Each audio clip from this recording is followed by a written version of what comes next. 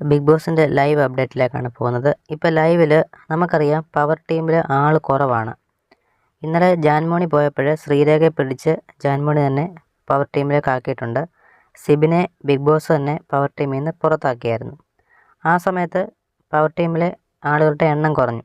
അപ്പോൾ അതിന് വേണ്ടിയിട്ട് ബിഗ് ബോസ് ഒരു ചെറിയൊരു മൈൻഡ് ഗെയിം പോലെ ഒരു സംഭവം ഇപ്പോൾ ചെയ്തു.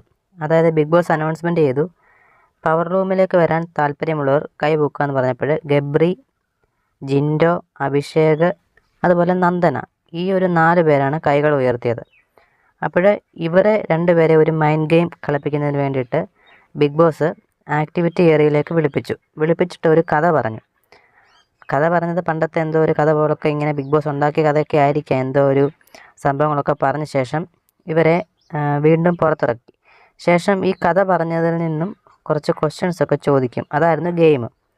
അപ്പോൾ ഇങ്ങനെ ഗെയിം കൊടുത്തിട്ട് വീണ്ടും ആദ്യമേ ഈ ഒരു ക്വസ്റ്റ്യൻ ചോദിക്കാനായിട്ട് വിളിപ്പിച്ചത് ഗബ്രിയാണ്. അപ്പം 3 എണ്ണം ഉത്തരം പറഞ്ഞത് ഗബ്രിയാണ്. ബാക്കി എല്ലാവരും 2 എണ്ണം വെച്ചേ പറഞ്ഞുള്ളൂ. അതുകൊണ്ട് തന്നെ ഗബ്രി ഈ ഒരു ഗെയിമിൽ ജയിച്ചു. ഗബ്രി പവർ ടീമിലേക്ക് ആയിരിക്കുകയാണ്. എൻ്റെ ഒരു അഭിപ്രായത്തിൽ ഗബ്രിയെ മനഃപൂർവ്വം പവർ ടീമിലേക്ക് ആക്കാൻ വേണ്ടി ബിഗ് ബോസ് കളിച്ചൊരു കളിയാണോ എന്നൊരു സംശയമുണ്ട്. എന്തായാലും നിങ്ങൾക്ക് ഇതിനെപ്പറ്റിയുള്ള അഭിപ്രായങ്ങൾ കമൻറ്റായി രേഖപ്പെടുത്തുക. കൂടുതൽ ബിഗ് ബോസ് വാർത്തകൾക്കും വിശേഷങ്ങൾക്കുമായി ചാനൽ സബ്സ്ക്രൈബ് ചെയ്യുക.